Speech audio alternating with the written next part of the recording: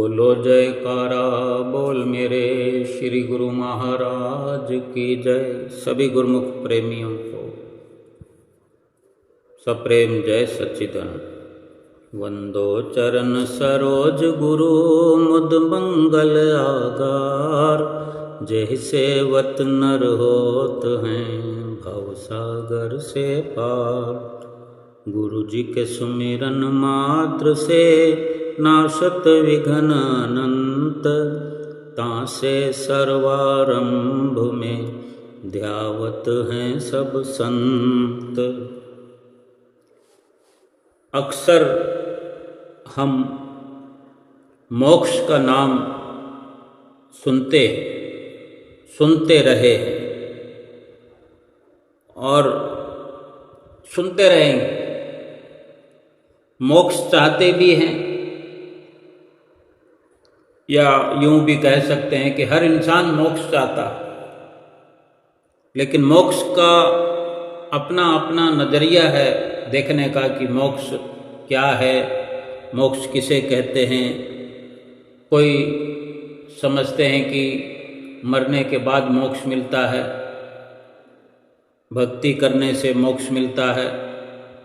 अलग अलग धारणाएं हो सकती है, लेकिन एक छोटे स्तर पर हम विचार करें, छोटे स्तर पर अगर प्रयास करें तो मोक्ष का हम ये भी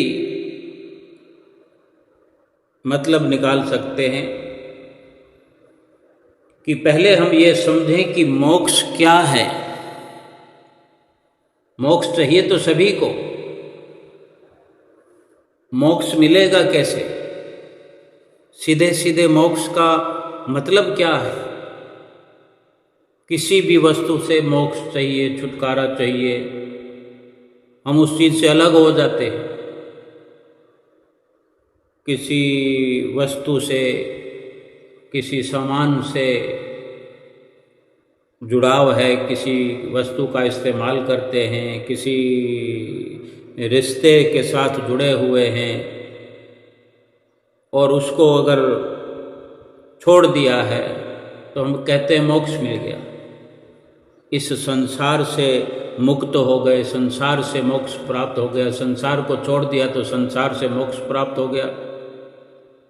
लेकिन संसार से या किसी रिश्ते से, किसी सामान से, किसी भी प्रकार से मोक्ष का जो हम अर्थ निकालें तो सीधे सीधे ये समझने की ज़रूरत है कि मोक्ष जो है ये दो अक्षर का शब्द है। मो और श, मोक्ष दो अक्षर से मिलकर बना है। इन दोनों का अलग अलग मतलब निकालें तो मो माना मोह और श माने नाश हो जाना। श यानी क्षय, जिसका मतलब होता है नाश हो जाना, और मोह यानी मोह। मोह और श का अर्थ दोनों को मिलाने से तो मोक्ष हो गया, और इनका अलग अलग अगर हमने अर्थ निकाला तो मोह बनाया है। दोनों अक्षर जुड़े हुए हैं, ये मोक्ष भी है और इसमें मोह और मोह का क्षय भी है, यानी सवाल भी है, जवाब भी है। हमें केवल मोक्ष को समझना है कि मोक्ष है क्या। अब किस प्रकार से मोक्ष इंसान प्राप्त करता है? अब सोचो कि अगर किसी रिश्ते से मोक्ष पाना है, या मोह का ही हम समझ लेते हैं कि अगर किसी को पुत्र से मोह है। अब भक्ति की राह में मोह जो है दुखदाई है।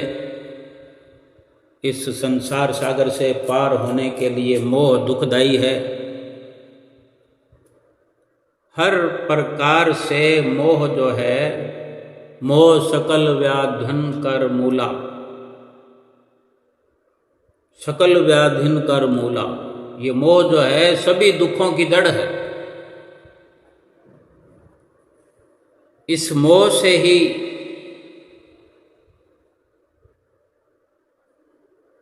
सारे दुख प्राप्त होते हैं, सभी दुखों की जड़ है। अगर किसी से मोह ना हो तो फिर किसी प्रकार का उसको हुआ जिससे मोह है, उस पर घटने वाली घटना का दुख हम मनाते हैं। अगर धन में मोह है, धन अगर घटता है, धन का कहीं नुकसान होता है तो वो दुख हमें झेलना पड़ता है। अब दुख मनाने से कोई धन आ तो नहीं जाएगा। रिश्तों में अगर मोह है तो रिश्ते तो टूटेंगे, रिश्ते छूटेंगे, लेकिन जिसको मोह है रिश्तों में वो बर्दाश्त नहीं कर सकता, दुखी होता रहता है। कोई अगर हमें छोड़ गया है, किसी ने अगर हमारा साथ छोड़ दिया है, हमारा हाथ छोड़ दिया है, इस दुनिया से चला गया है, उसका दुख मनाते हैं। दुख मनाने से वो वापस नहीं आता, लेकिन मोह होने के कारण दुख होता है, और दुख होने के कारण हम हर वक्त परेशान रहते हैं और न जाने कितनी बीमारियां, कितने दुख और साथ में घेर लेते हैं। अगर दुखी रहेंगे तो भगवान का नाम नहीं ले सकते, भजन सुमरन नहीं कर सकते। दुख हो तो कहीं सत्संग में बैठने का आनंद नहीं ले सकते, किसी से बातचीत करने का भी कोई हमारे लिए मतलब नहीं रह जाता। यानी अंदर ही अंदर वो दुख हमें खाए जा रहा है। मोह सकल व्याधिन कर मूला, ताते दुख उपजही बहुसूला। एक से बढ़कर ऐसे ऐसे दुख हैं, एक से बढ़कर एक, जिनकी जड़ जो है वो मोह है। अगर कोई हमें समझाए तो हमें समझ नहीं आती जब तक मोह का असर होता है।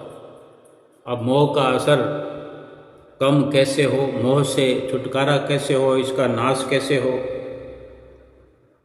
कोई सोचते हैं कि इंसान मर गया तो मोक्ष हो गया। बहुत सावधानी से जीवन को जीने की जरूरत है। हमारे जीवन में धीरे धीरे अगर मोह का नाश हो जाए या कम हो जाए, या किसी भी प्रकार से मोह खत्म हो जाए, उसी को मोक्ष कहते हैं। ऐसे नहीं कि अगर पुत्र से मोह है, एक दिन पुत्र की शादी हो जाती है, हमने पुत्र को न दूर किया हो, अगर पुत्र खुद ही हमसे दूर हो जाए। आजकल तो ये अक्सर देखने में आता है कि बच्चे, बेटी हो या बेटा, पढ़ाई लिखाई के कारण दूर दूर अपने घर से पढ़ाई के लिए जाते हैं, फिर नौकरी पेशा के लिए जाते हैं। अगर शादी हो जाती है तो फिर वो वहीं अपना परिवार बसाते हैं जहाँ उनकी नौकरी होती है, और वहीं के होकर रह जाते हैं। यहाँ तक कि हिंदुस्तान में रहने वाले बाहर विदेशों में जाते हैं तरक्की के लिए, वहीं के होकर रह जाते हैं। माता पिता के मरणोपरांत अगर उनको खबर मिलती है कि माता का या पिता का देहांत हो गया है तो वो बच्चे वक्त पर आ नहीं सकते। बेशक अनाप शनाप रुपया खर्च करके कोई आना चाहे तो आ सकता है, लेकिन थोड़ी सी ढील अगर हो, मन में विचार आ जाए कि क्या ज़रूरत है इतना इमरजेंसी जाने की, 5-7 दिन बाद चले जाएंगे, अगर 15 दिन भी बाद चले जाएंगे तो क्या फ़र्क पड़ता है, बस इतना सोचने की देर है। क्योंकि फिर वो उतना ही नॉर्मल किराया लगता है जो आराम से जैसे ही टिकट बनेगा तब चले जाएंगे। और अगर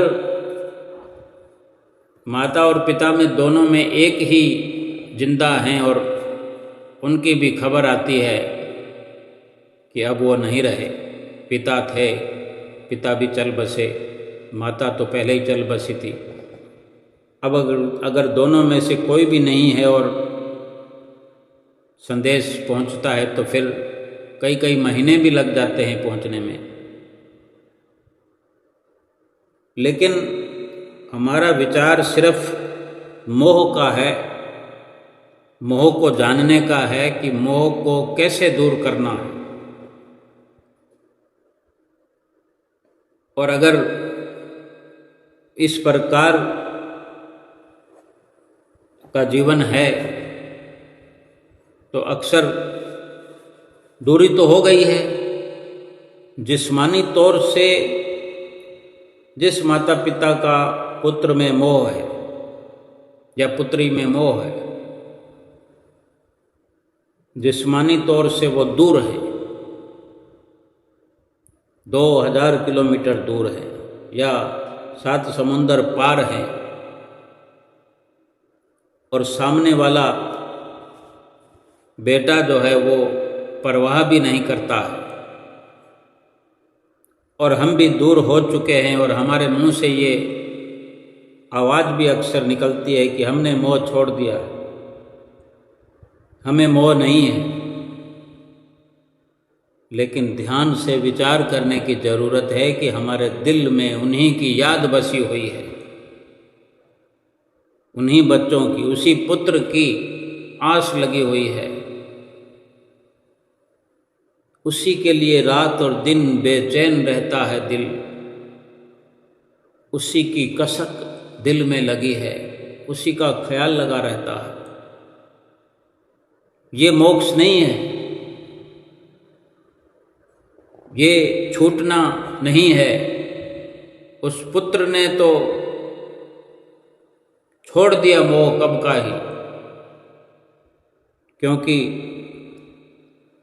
अपनी तरक्की को पाने के लिए, अपना तरक्की याफ्ता जीवन गुजारने के लिए जो उसने कदम आगे बढ़ाया, पढ़ने लिखने का माता पिता से जितना हेत था वो सब एक वक्त जो कि ज़रूरत का था, बचपन से लेकर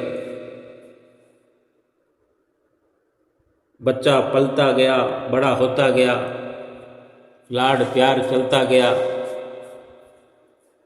माता पिता ने उसमें भी अधिकतर माता जो है कितना बेपनाह प्यार करती है अपने पुत्र से, मोह करती है। ये प्यार मोह है। ये प्यार भगवान से किया जाए, भगवान के नाम से किया जाए तो परमात्मा मिल जाते हैं। और यही प्यार अगर पुत्र से हो रहा है, ये मोह पुत्र से हो रहा है, तो परमात्मा नहीं मिलते बल्कि परमात्मा दूर हो जाते हैं। इतने दूर हो जाते हैं कि फिर ये जन्म भी हाथ से निकल जाता है, जो कि दोबारा लाखों करोड़ों जन्मों तक भी ये फिर से हाथ नहीं आता। इतना बड़ा नुकसान हो जाता है। अपने हाथों से पाल पोस कर बड़ा करना, लेकिन उसमें मोह को रख करके ये अपना नियम निभाना कोई ज़रूरी नहीं है। ऐसा तभी होता है जब सत्संग का अवसर नहीं मिलता, सत्पुरुषों की शरण नहीं मिलती, और सत्संग के बिना हरि कथा के बिना मोह का नाश नहीं होता। सत्संग में बैठकर भी कोई सीधे सीधे मोक्ष मिल जाए, मोह खत्म हो जाए, ये भी जरूरी नहीं। मोह तो अपने भीतर से जब नाश हो जाए, मोह का समूल नाश हो जाए, जब तक हम चाहेंगे नहीं मोह का नाश करना, दिल से प्रभु का प्रेम अपनाएंगे नहीं, सतगुरु को अपना बनाएंगे नहीं, नाम से दिल लगाएंगे नहीं, नाम से प्यार करेंगे नहीं, तब तक रिश्तों से मोह, संसार से मोह समाप्त नहीं हो सकता। बेशक जिस्मानी तौर पर, शारीरिक तौर पर हम कितने दूर हो जाएं, लेकिन दिल में वो लटक लगी रहेगी। बल्कि इस प्रकार दूरी बनाने से अधिक अंदर से अंदर ये मोह दुखी करता है। पूरा नाश करने के लिए इस मोह का सतगुरु से प्रेम बढ़ाने की जरूरत है। अगर पूरा नाश करना चाहते हैं मोह का, पूरा मोक्ष प्राप्त करना चाहते हैं जीते जी, वास्तव में एक बड़ी समझदारी की बात यह है कि जब हम बच्चों को बड़ा कर रहे होते हैं, बच्चों का लालन पालन कर रहे होते हैं, या बच्चा जिस वक़्त घर में आता है उसको लाड़ प्यार करने के साथ साथ उसको प्यार करना, उसका पालन पोषण करना जरूरी है, करना चाहिए। लेकिन इस कदर मोह कि यही मेरा अपना है, यही मेरा साथ देने वाला है, यही भव से पार लगाने वाला है, इस कदर मोह करना तो सरासर गलत है। एक सत्संग का मार्ग इंसान चुनता है अपने जीवन में, तब से चुनता है जब से विवाह भी नहीं होता। लेकिन उस सत्संग को जैसे तैसे एक बैठक समझ के जाता है, सत्संगी कहलाने के लिए, सत्संगी हूँ, मैं अच्छा हूँ, ये यकीन दिलाने के लिए। लेकिन सत्संग के ठीक ठीक मायने हमें समझ में आए कि हम जिस प्रकार संसार का संग कर रहे हैं वो झूठा है। इसी प्रकार जो हमने सत्संग में जाना शुरू किया है, एक सत वस्तु का संग भी हमने शुरू कर दिया है। ये सत्य का संग जो है, ये सत्य का संग, और सत्य क्या है ये भी समझना है। सत्य प्रभु का नाम सत्य है, नाम सत्य जग झूठ है, सुरत शब्द पहचान। क्योंकि ये दुनिया हर प्रकार से झूठ है। महापुरुषों ने अपना अटल फैसला दिया है कि अगर कोई सच्ची वस्तु है वो प्रभु का नाम है। वो सत्संग में आने से पता लगता है। नाम ही सच्ची वस्तु है। नाम सत्य जग झूठ है, सुरत शब्द की नाम ही इस दुनिया में सत्य वस्तु है। सत्य वस्तु का संग करना यानी नाम को अपने दिल में बसाना, नाम से प्यार करना, नाम से मोह करना, नाम को अपना असली हितैषी समझना, वफादार समझना, भवसागर से पार लंघाने वाला समझना, जिस प्रकार पुत्र से प्रेम करते हैं, प्यार करते हैं, तो प्रभु के नाम से भी प्रेम करना चाहिए। सत्संग की हमने शुरुआत कर दी होती है, लेकिन सत्संग को समझने का प्रयास नहीं किया होता, इसलिए कोई लाभ नहीं होता। सत्संग में जाते रहते हैं, बरसों तक चलते रहते हैं, लेकिन मोह क्या है, सत्संग क्या है, झूठ क्या है, मोह का नाश कैसे होगा, सत्य का संग क्या है, ये नहीं समझ पाते। संत महापुरुष बार बार अनेक बार समझाते हैं, समझाते ही रहते हैं, लेकिन हम समझ नहीं पाते, क्योंकि हमने जो संसार से मोह किया है, पुत्र से, परिवार से मोह किया है, संसार से, संसार के हर सामानों से, यानी संसार भर से प्यार किया है। उसमें धन भी आ गए, पदार्थ भी आ गए, बंगला गाड़ी भी आ गए, स्त्री और सभी प्रकार के रिश्ते नाते, सब कुछ आ गया उसमें। उसी को सत्य समझा है, सत्संग में जाते हैं, सत्संगी कहलाते हैं, लेकिन दिल अपना संसार को दे दिया है और दिल में संसार को बसा लिया है। लेकिन जिस प्रकार पुत्र का मोह हमारे अंदर बसता है, दिल से उसे चाहते हैं, दिल में उसको, उसके प्यार को बसा रखा है। और सत्संग में भी जाते हैं, जब सत्संग में ये मोह का प्रसंग आता है, सत्संग का जिक्र होता है कि सत्य क्या है, असत्य क्या है, जब जब भी सत्संग, कथा, हरि कथा सुनने का अवसर मिलता है, तो अक्सर ये समझने का हमें मौका होता है कि सत्य क्या है। तो हमें विचार उस वक़्त करना चाहिए, उस अल्प आयु में, छोटी उम्र में, यानी युवा अवस्था में ही सही। सत्संग में आना जाना तो हमारा बचपन से ही शुरू हो जाए बेशक, लेकिन कभी गए कभी नहीं गए, मनोरंजन समझकर आते जाते रहे। युवा अवस्था में जब विवाह हो जाता है, चाहे स्त्री हो चाहे पुरुष हो, विवाह के उपरांत एक नव जीवन की शुरुआत होती है, एक फैसला लेने की उम्र होती है कि क्या सत्य है, क्या असत्य है। जिंदगी के उस पड़ाव पर एकदम से अपने आप को होश में लाने की जरूरत होती है।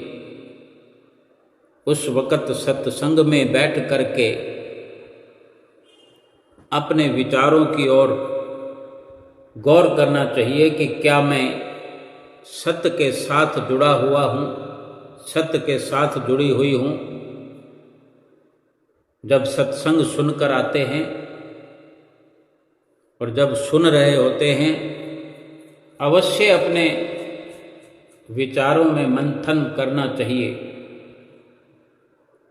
सत्संग में मोह का भी जिक्र होता है, काम, क्रोध, मोह, लोभ, अहंकार, इनका एक साथ वर्णन होता है, जिक्र होता है कि ये विनाश करने वाले हैं। ये जो 5 विकार हैं, काम, क्रोध, लोभ, मोह, अहंकार, किसी इनमें से किसी एक विकार के चंगुल में भी फंस जाए इंसान तो सर्वनाश हो जाता है, ये जन्म बेकार हो जाता है, 84 लाख योनियों में जाना पड़ता है। इन्हीं 5 विकारों में से ये मोह है जिसका हम इस वक्त चर्चा कर रहे हैं, सुन रहे हैं कि ये मोह जो है सभी दुखों की जड़ है। आज संसार में जितने भी दुख हैं इंसान को, एक मोह रूपी विकार जो है, एक मोह वाला विकार ही काफ़ी है। अगर किसी के अंदर ये वायरस है, जिसके अंदर 5 हैं, 5 भरे पड़े हैं, काम भी है, क्रोध भी है, लोभ भी है, मोह भी, अहंकार है, उसका तो कहना ही क्या है। वो तो भरा पूरा परिवार लेकर बैठा है, काम क्रोध लोभ मोह अहंकार सभी सदस्यों को अपने दिल में बिठा रखा है। उसका तो छूटना असंभव है, छुटकारा हो नहीं सकता। लेकिन फिर भी अगर मोह, जिसने मोह पर अपना कब्जा कर लिया, मोह से जीत हासिल करी, मोह को जीत लिया, मोह को समझेंगे नहीं जब तक मोह से कैसे छुटकारा होगा। वो यही है कि हम जिस प्रकार संसार से मोह करते हैं, संसार के सामानों से, चाहे अपने बच्चों से, परिवार से, खासकर बच्चे का जो मोह है सबसे ऊपर है। माता अपने बेटे से सबसे अधिक प्यार करती है, मोह करती है। उस वक़्त मंथन करने की जरूरत है, चाहे माता है या पिता है। कैसे रात रात को जाग करके उसके दुख और सुख की परवाह करती है। कभी ये विचार किया करे कि जितना वहाँ पर हम प्यार करते हैं, प्रेम करते हैं उससे, और सत्संग में ये सुनते हैं कि सत्संग करो, सत्य का संग करो, और सत्य वस्तु नाम है, प्रभु का नाम है, उसकी कमाई करो, सुमरन करो, भजन करो, वही पार लगाने वाला है।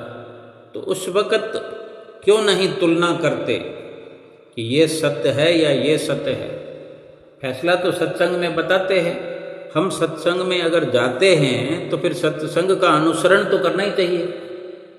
किस लिए जाते हैं फिर? जाने का फायदा क्या है? जब अमल नहीं करते तो ना जाएं। जब लाभ नहीं कमा रहे, जिस दुकान को कोई चला रहा है, बरसों से चला रहा है और बरसों से नुकसान में जा रहा है, तो अक्लमंद इंसान तो यही कहते हैं कि ऐसी दुकान को बंद कर दो। फायदा क्या है? रोज दुकान को खोलना, उस पर सारा दिन बैठना और रख रखाव करना, आना जाना, और बदले में तो नुकसान मिलता है। जो पूंजी लगाई है वो पूंजी समाप्त हो रही है धीरे धीरे, और हाथ पर हाथ रखकर बैठे हुए हैं। वक़्त की कीमत है, कदर है, जबकि वो झूठी वस्तु है, झूठी दुकानदारी है, झूठा धन है। लेकिन यहाँ पर एक सच्चा हम रास्ता चुन करके सत्संग में जो जाते हैं, ये सच्चा रास्ता है, सीधा रास्ता है, भगवान की तरफ जाने वाला रास्ता है, भगवान को पाने वाला रास्ता है, भवसागर से पार लगाने वाला रास्ता है, जन्म को सफल करने वाला रास्ता है।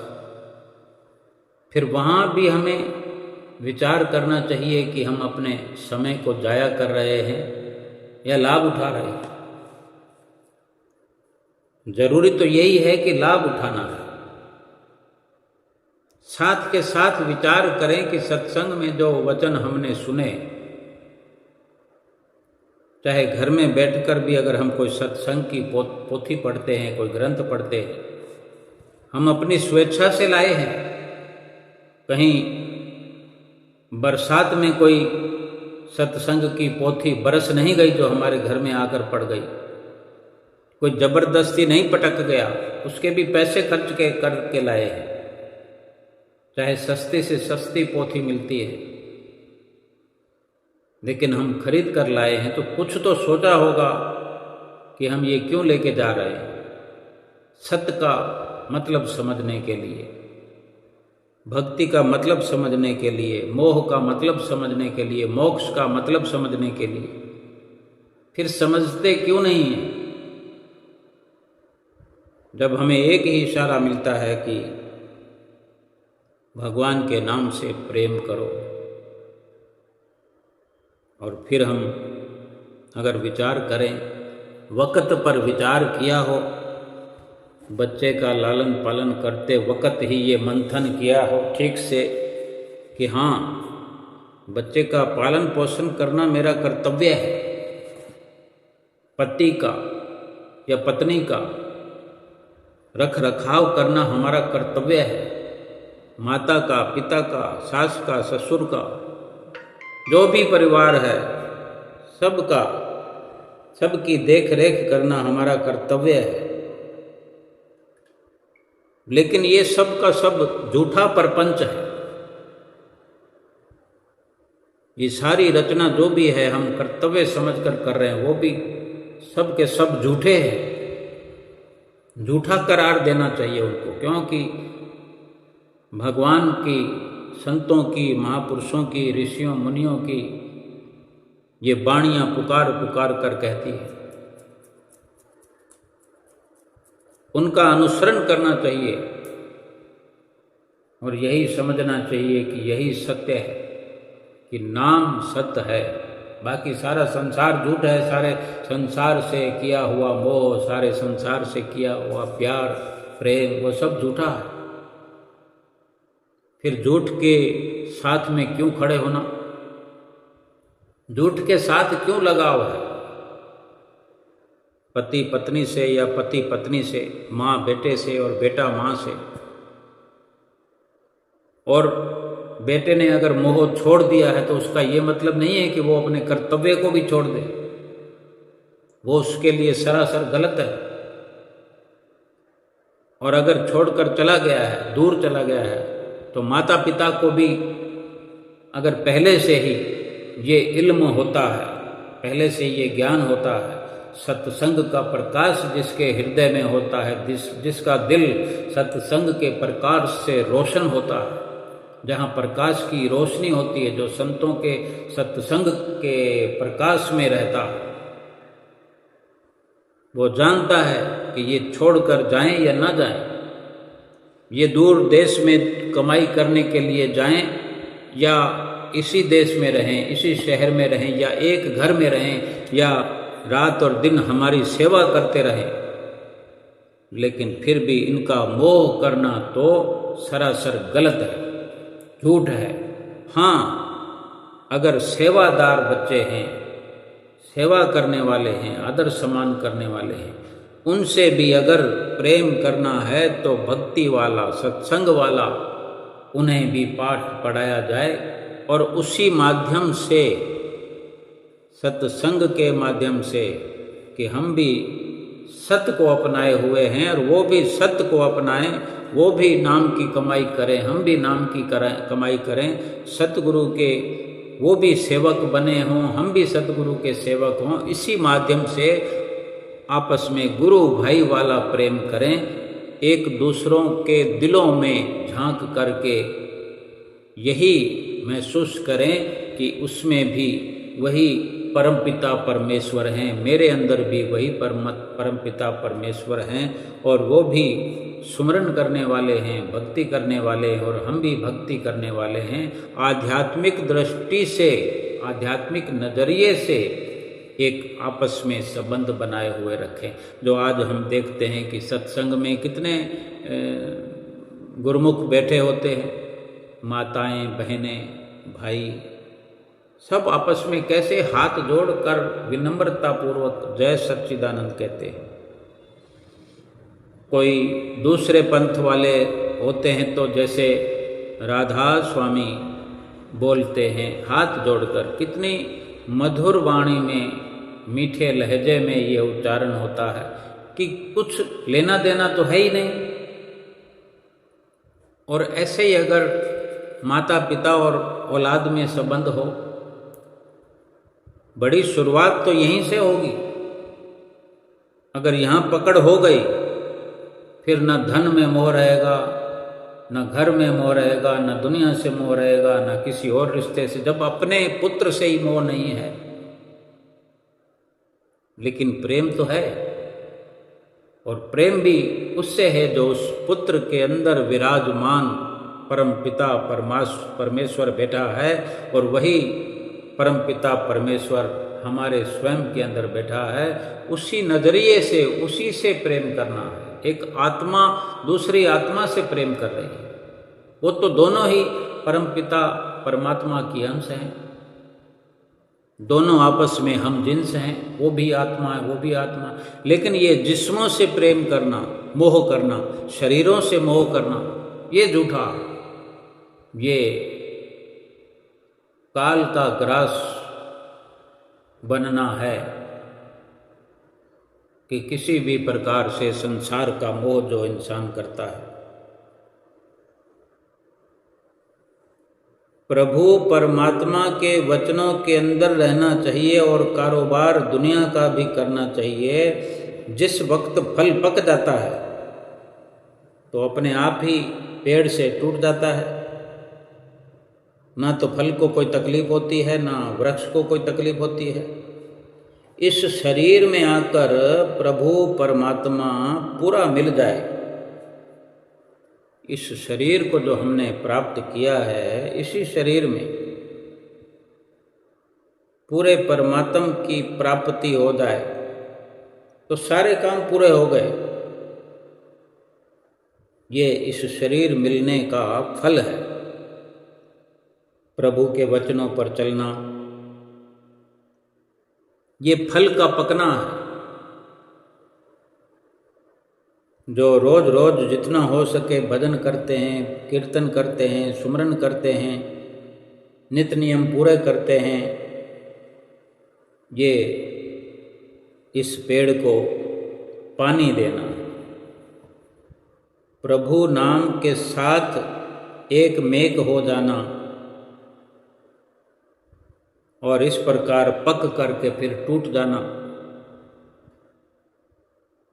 फिर किसी प्रकार का चाहे कोई भी शरीर हमसे बिछड़े, कितना हमारा नज़दीकी था, कितना दूर का था, वो पक गया और टूट गया। अब क्या किसी भी व्यक्ति विशेष के लिए या किसी और सामान के लिए या किसी और चीज़ के लिए, किसी रिश्ते के लिए, किसी भी शरीर के लिए दुखी होना किस लिए? यूँ भी ये निश्चित होता है कि जो इस दुनिया में आया है वो जाएगा ही। आज देखो, इस मोह के कारण कोई धन के लिए दुखी है, कोई तन से दुखी है, कोई मन से दुखी है, कोई मकान से दुखी है, कोई दुकान से दुखी है, कोई कमाई ठीक से नहीं कर पाता इसलिए दुखी है। जो जैसी अवस्था में है उसमें कोई सुखी अगर है तो वो सत्य का संग करने वाला हर हाल में जैसी भी अवस्था हो, जैसी भी घड़ी हो, जैसा भी पल हो, सुख स्वरूप हो करके रह रहा है और रहती दुनिया तक रहेगा सुख स्वरूप बन करके, क्योंकि वो आत्मा रूप से वो सुख स्वरूप ही है। भगवान ने सुख स्वरूप करके ही भेजा है संसार में, लेकिन यहाँ आकर के हजारों हजारों रोग लगा लिए हैं इंसान ने, अपने आप उठा उठा के अपने आप को लिपटा लिया है रोगों को। ये काम, क्रोध, मोह, लोभ, अहंकार, हम तो केवल मोह की चर्चा कर रहे हैं। अगर ये मोह ना हो फिर क्या दुख है बताओ? ये तो दूर की बात है कि पुत्र से मोह के उदाहरण मात्र से हम समझ रहे हैं, लेकिन इससे भी अधिक समझने की बात है कि वो तो दूर की बात है कि एक दूसरा शरीर है, अलग शरीर है। मोह तो शरीर से ही करते हैं, आत्मा से मोह करने पर जब आते हैं तब तो जीवन सफल हो चुका होता है। एक आत्मा अगर दूसरी आत्मा से प्रेम करती है वो मोह नहीं होता।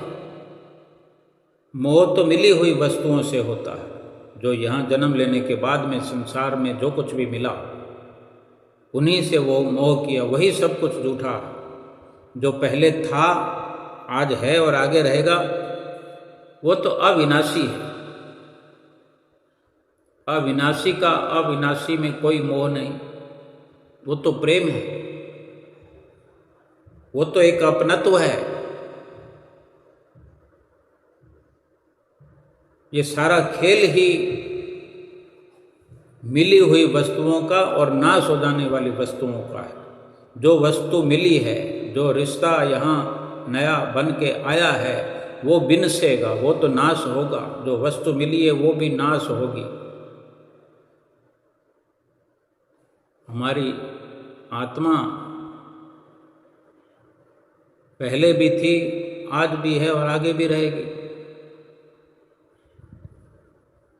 अगर ये समझ में आ जाए तो फिर तो कोई दुख ही नहीं है, वरना सारा संसार दुखी है।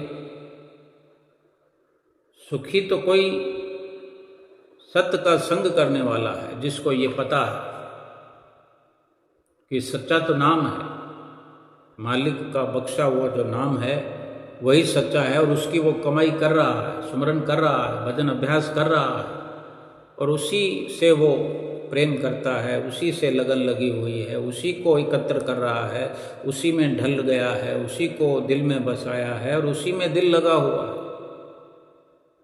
बाकी उसका किसी से, किसी वस्तु से, किसी रिश्ते से, संसार भर से कोई लेना देना ही नहीं है।